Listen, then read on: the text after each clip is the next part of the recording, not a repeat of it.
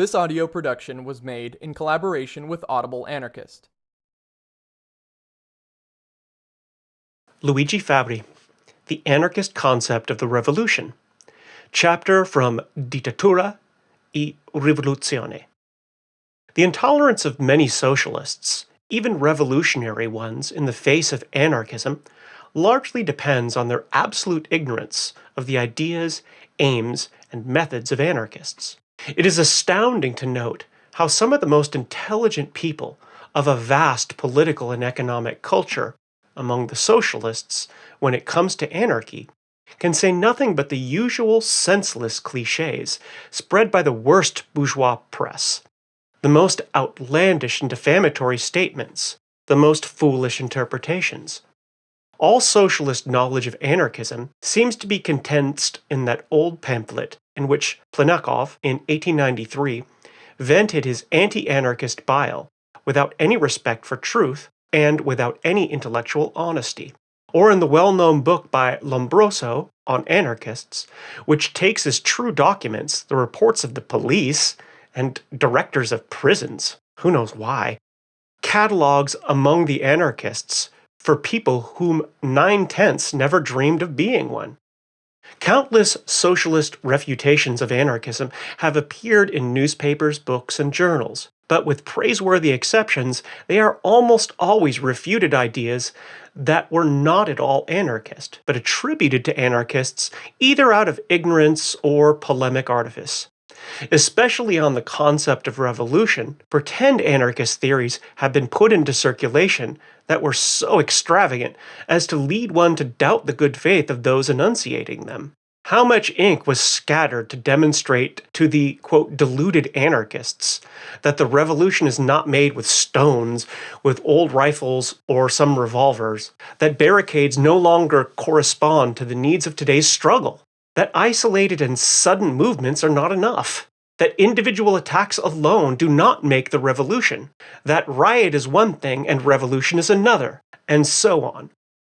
With unique discoveries of a similar kind, ignoring or pretending to ignore that anarchists have the most exact concept of revolution, and at the same time most practical, according to the etymological, traditional, and historical meaning of the word.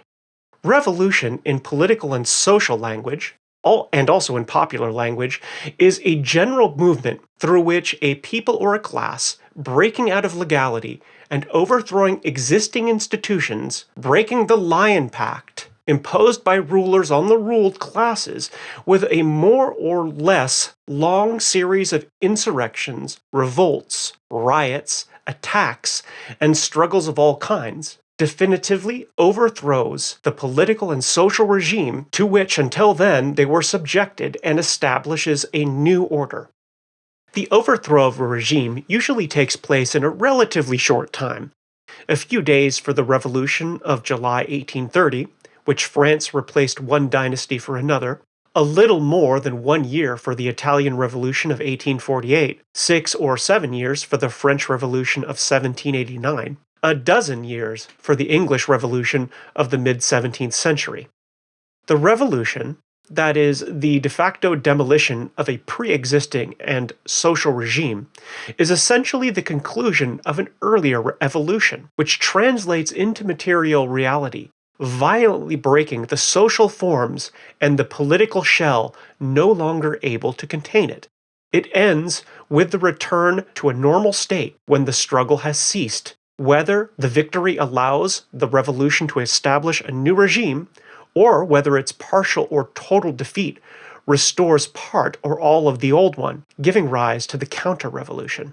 The main feature by which it can be said that the revolution has begun is the exit from legality, the breaking of state equilibrium and discipline, the unpunished and victorious action of the square against the law. Before a specific and decisive fact of this kind, there is still no revolution. There can be a revolutionary state of mind, a revolutionary preparation, a condition of things more or less favorable to revolution. There may be less fortunate episodes of revolt, insurrectional attempts, violent or nonviolent strikes, even bloody demonstrations, attacks, etc. But as long as the force remains with the old law and the old power, we have not yet entered the revolution. The struggle against the state, armed defender of the regime, is therefore sine qua non condition of the revolution, which tends to limit the power of the state as much as possible and develop the spirit of freedom to push people, the subjects of the day before, the exploited and the oppressed, to the maximum possible limit, to use all individual and collective freedoms.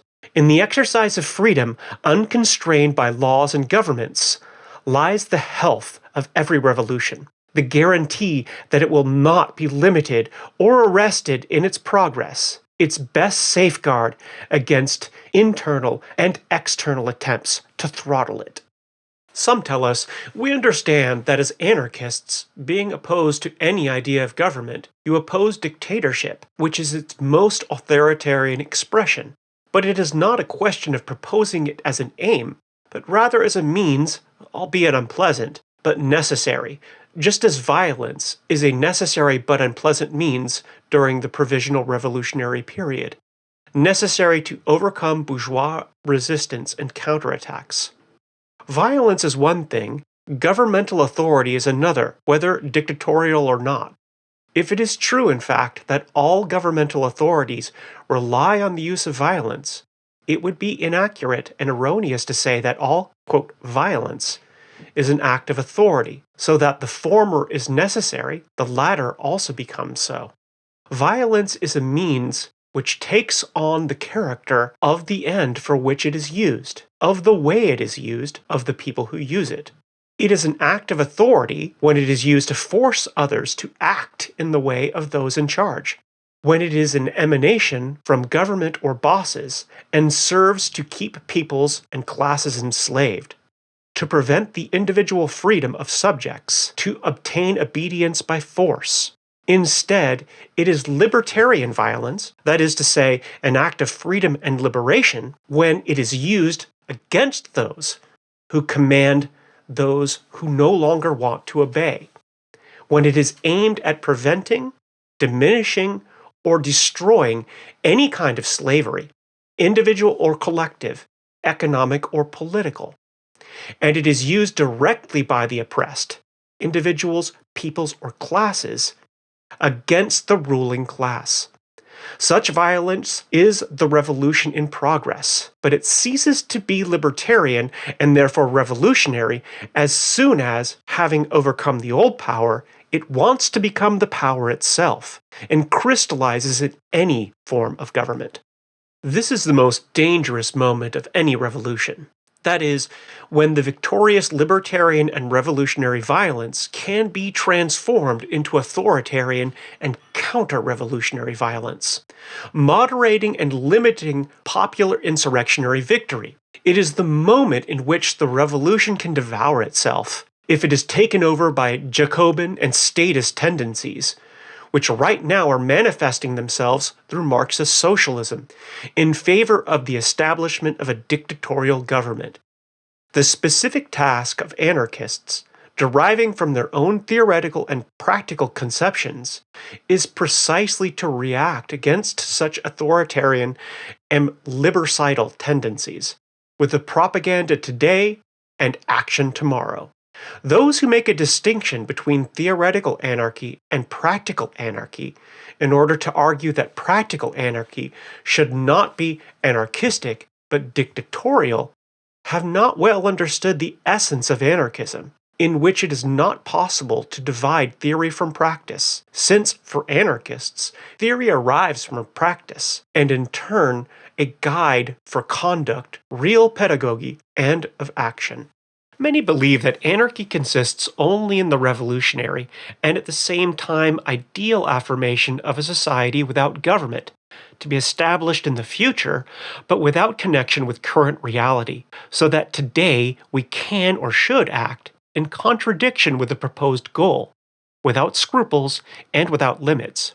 Thus, while awaiting anarchy yesterday, they advised us to provisionally vote in the elections, as today they propose us to accept provisionally the so-called proletarian or revolutionary dictatorship. But not at all. If we are anarchists only in ends and not in means, our party would be useless.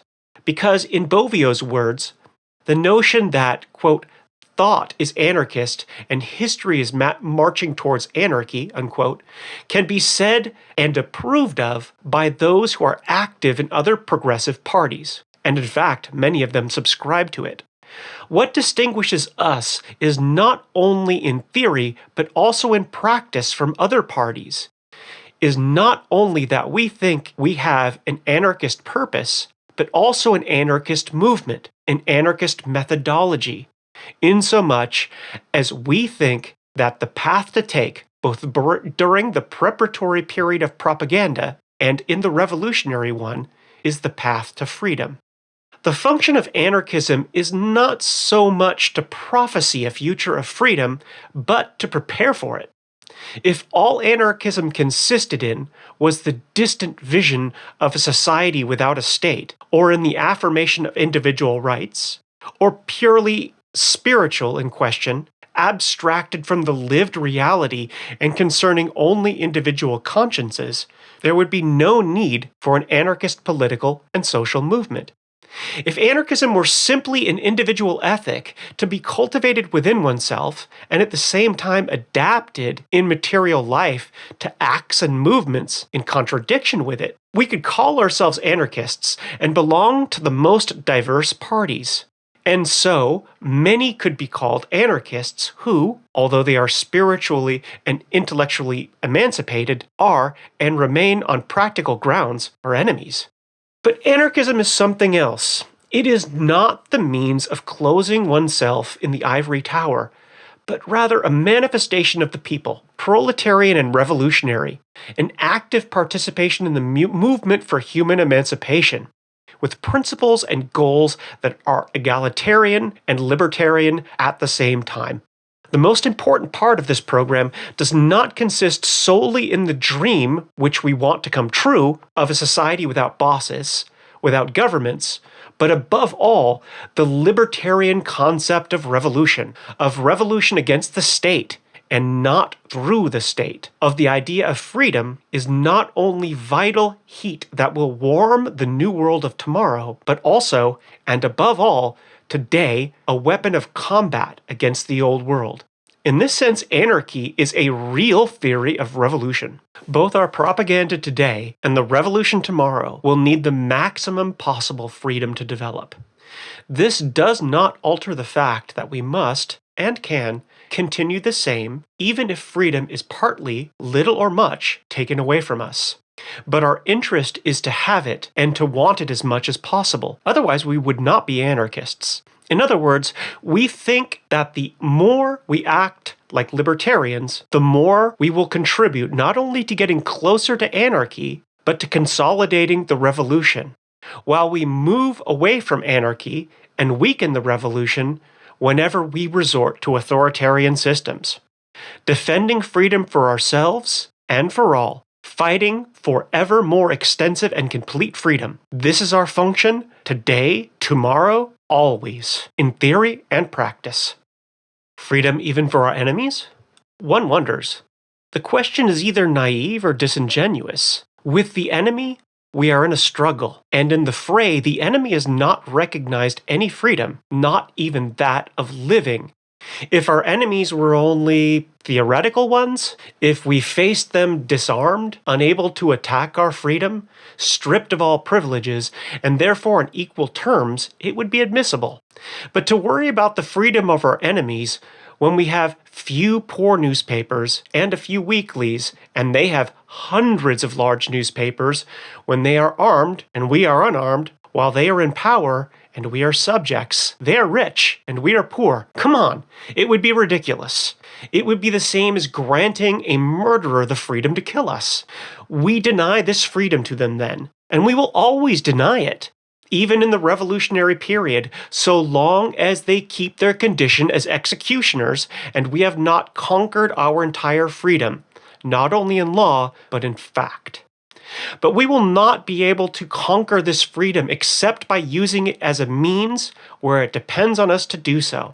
That is to say, by giving an increasingly free and libertarian direction to our movement, to the proletarian and popular movement, by developing the spirit of freedom, autonomy, and free initiative among the masses, by educating them to an ever greater intolerance of any authoritarian and political power, encouraging the spirit of independence of judgment and action towards leaders of all kinds, by accustoming the people to the contempt of every restraint and discipline imposed by others and from above, which is not the restraint of their conscience, or a discipline freely chosen and accepted, followed only as long as it is considered good and useful for the revolutionary and libertarian purpose set ourselves.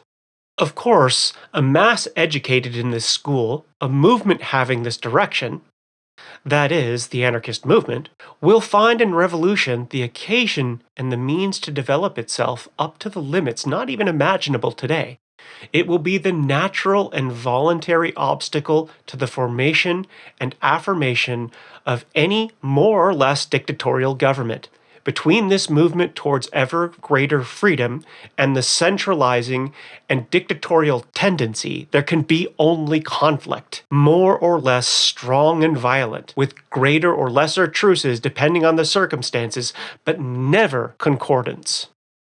And this is not because of an exclusively doctrinal or abstract whim, but because as deniers of power, this we repeat, the most important aspect of anarchist theory, which wants to be the most practical of theories. We think that revolution without freedom would bring us back to a new tyranny, because the government, by mere fact of being such, tends to halt and limit the revolution. And because it is in the interests of the revolution and its progressive development to fight and hinder any centralization of powers, to prevent, if possible, the forming of any government, or at least to prevent it from strengthening, becoming stable, and consolidating. That is to say, that the interest of the revolution is contrary to the tendency that every dictatorship has within itself, however proletarian or revolutionary it claims to become strong, stable, and solid.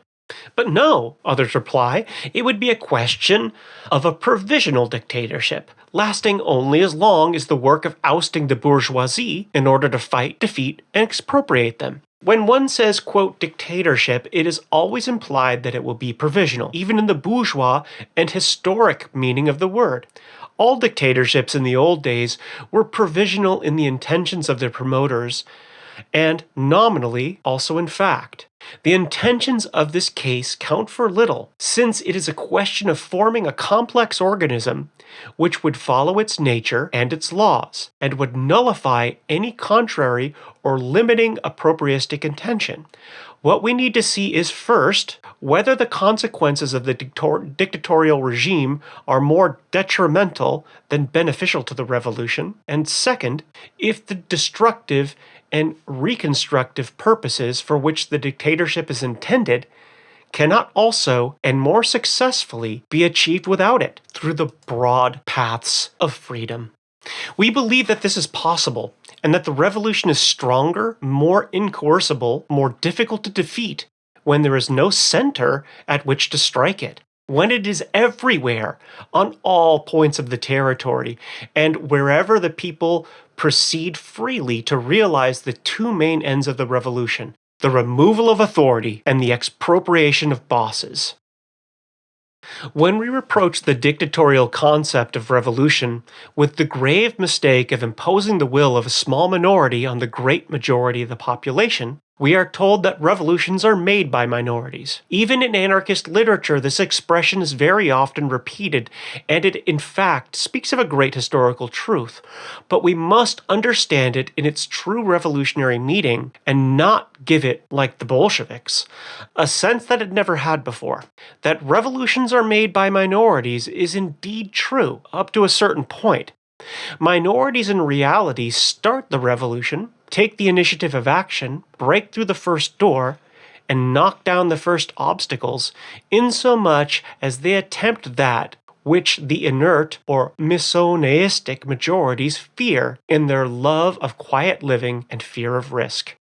But if once the first ties are broken, the popular majorities do not follow the audacious minorities, the actions of the latter are either followed by the reaction of the old regime as it takes revenge, or results in the substitution of one form of domination and privilege for another. That is, it is necessary that the rebellious minority have the majority more or less consenting, interpret their needs and latent feelings, and, having overcome the first obstacle, realize popular aspirations, leave the masses the freedom to organize in their own way, become, in a certain sense, the majority. If this is not the case, we do not say that the minority does not have the same right to revolt. According to the anarchist concept of freedom, all the oppressed have the right to rebel against oppression, the individual as well as the collectivity, minorities as well as majorities. But it is one thing to rebel against oppression and quite another to become an oppressor in turn, as we have said many times. Even when the majorities tolerate oppression, or are complicit in it, the minority that feels oppressed has the right to rebel, to want freedom for itself. But majorities would have the same and greater right against any minority that demanded, whatever the pretext, to subjugate them. Moreover, in actual fact, oppressors are always a minority, both when they oppress openly in their own name, and when they exercise oppression in the name of hypothetical collectivities or majorities. The revolt is therefore at the beginning of a conscious minority rising in the midst of an oppressed majority against another tyrannical minority. But if this revolt becomes a revolution, it can have a renewing and liberating effect only if its example manages to shake the majority, to drag it, to set in motion, to gain its favor and support. Abandoned or opposed by popular majorities, the revolt, if defeated, would go down in history as a heroic and unfortunate movement, a fruitful forerunner of the times, a bloody but necessary stage of an inevitable victory in the future.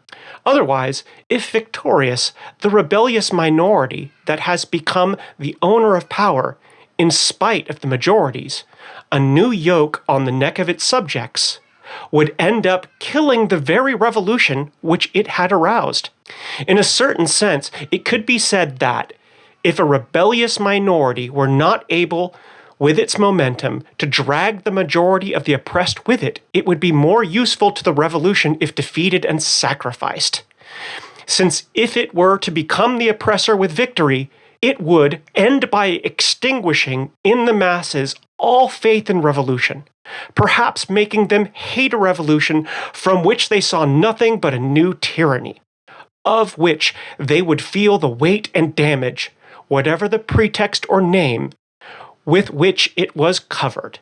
Especially after the Russian Revolution, the idea of the dictatorial power of revolution is defended as a necessary means of fighting against internal enemies, against the attempts of former rulers eager to regain economic and political power.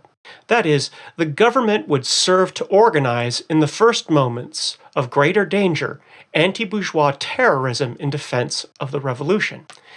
We do not deny at all the necessity of the use of terror, especially when external enemies come to the aid of internal ones with armed force. Revolutionary terrorism is an inevitable consequence when the territory on which the revolution has not sufficiently strengthened is invaded by reactionary armies. Every snare of the counter-revolution from within is too fatal in such circumstances not to be exterminated by fire and sword. The legend of Brutus, who sent his sons to the gallows as eternal accomplices to the Tarquins, expelled from Rome and threatening Roman freedom at the head of a foreign army, is symbolic of this tragic necessity for terror. Thus in France, the need was felt in 1792 to exterminate the nobles, priests, and reactionaries accumulated in the prisons as Brunswick approached menacingly towards Paris, led by emigrants. Terror becomes inevitable when the revolution is surrounded on all sides. Without external threat, Internal counter-revolutionary threats are not so scary. The sight of their material impotence is enough to keep them inactive. Leaving them undisturbed may still be a mistake and perhaps a danger for the future, but it does not constitute an immediate danger. Therefore, one can be more easily drawn towards one's enemies by a feeling of generosity and pity. But when these enemies have armed forces beyond the borders ready to intervene to their aid, when they find allies in the external enemies, then they become a danger which becomes ever stronger the more the other danger advances from the outside. Their suppression is a matter of life and death. The more inexorable the revolution is in such situations, the better it manages to avoid greater grief in the future. Excessive tolerance today may require a doubly severe penalty tomorrow, and if it has its consequences, the defeat of the revolution, far more terrible massacres would punish weakness with the white terror of counter-revolution. Moreover, we must not overvalue the rhetoric with which the bourgeois press is pompous in order to scorn and slander revolutionary terrorism. For the past 4 years, everyone has been talking about the horrors, the massacres, the infamies, the revolutionary disorders in Petrograd and Moscow. But if one had the patience to go to the libraries to retrieve the diaries of Rome, Turin, Vienna, Koblenz, Berlin, London, and Madrid, from about 1789 to 1815, one would read those identical words of horror about the massacres, the infamies, and the disorders of the French Revolution, which today everyone calls the Great Revolution. Those who recall the times of the Paris Commune of 1871 also remember with what disgusting language they spoke of the, quote, massacres by the communard oilmen. There were not enough words to insult them as the worst murderers. Nevertheless, how many apologists of the Paris Commune are there today among the revilers of the Moscow Commune? The sincere Italian patriots must remember the infamies reported in moderate and Bonapartist Parisian newspapers, in agreement with the Viennese clerical newspapers against the Roman Republic in 1849, and how then the pious souls were scandalized and horrified by the massacres attributed to the Carbonari and the Mazzinians.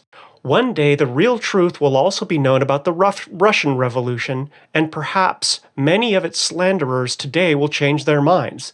Then probably the only ones who will persist in criticism will be the anarchists. The bourgeoisie has no right to be scandalized by the terrorism of the Russian Revolution. In its revolutions, the bourgeoisie has always done the same, and has used terror to its own advantage against the people every time that the latter has seriously tried to shake its yoke, and with such a ferocity that no other revolutions have ever achieved. As anarchists, however, we direct all our reservations not against the use of terror in general, but against codified, legalized terrorism, made an instrument of government, even if it is a government that claims to and believes itself to be revolutionary. Authoritarian terrorism, in reality, by fact of being such, ceases to be revolutionary, becomes a perennial threat to the revolution, and also a reason for weakness. Violence finds its justification only in struggle and a need to free oneself from violent oppression. But legalization of violence, violent government, is already itself an arrogance, a new oppression. Therefore, it becomes a cause of weakness for revolutionary terrorism to be exercised not freely by the people, and only against their enemies, not through independent initiative of revolutionary groups, but by the government, with the natural consequence that it persecutes together with the real enemies of the revolution, even sincere revolutionaries, more advanced than the government, but discordant with it. Furthermore, terrorism as an act of governmental authority, is more susceptible to gathering those popular antipathies and aversions which are always determined in opposition to any government, of whatever kind it may be, and only because it is a government. The government, due to the responsibilities that it bears and all of the influences it suffers from abroad and within, even when it resorts to radical measures, and is inevitably led to concerns and acts, whether violent or submissive, by the principles suggested, by the need to defend its power and personal security in the present or future, or even the simple good name of its members, rather than the interests of the people and the revolution. In order to get rid of the bourgeoisie in every place, to proceed with those summary measures which may be necessary in a revolution, there is no need for orders from above. Indeed, those in power, out of a natural sense of responsibility, can have dangerous hesitations and scruples which the masses do not have. Direct popular action, which we could all call libertarian terrorism, is therefore always more radical, not to mention that, locally, it is possible to know much better who and where to strike than from a distant central power, which could be forced to rely on courts, always far less just, and at the same time more ferocious than popular summary justice. Courts which, even when they perform acts of true justice, do not strike by sentiment but by mandate, therefore become disliked by the people for their coldness, and are led to surround their acts of cruelty, even when necessary, with a useless, theatrically and hypocritical display of a non-existent and impossible legislative equality. In all revolutions, as soon as popular justice becomes legal, organized from above, it gradually turns into injustice. Perhaps it becomes crueler, but it is also led to strike the revolutionaries themselves, to often spare enemies, to become an instrument of the central power in an increasingly repressive and counter-revolutionary sense.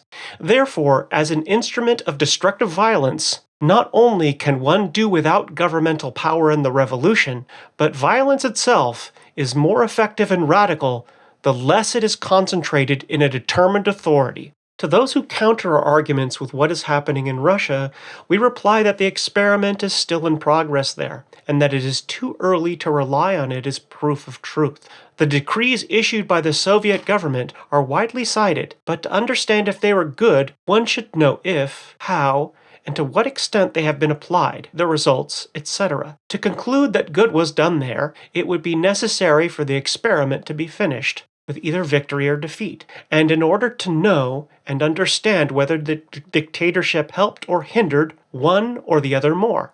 As things stand today, we can, or with those in favor of the revolutionary dictatorship, exclude that one of the causes of the terrible conditions in which the Russian Revolution struggles is precisely its excessively authoritarian and dictatorial approach? Certainly not. We, with the greatest sense of objectivity that was possible for us, given our passion as partisan men, examined in a previous chapter the conditions created in Russia by the dictatorship in relation to the interests of freedom.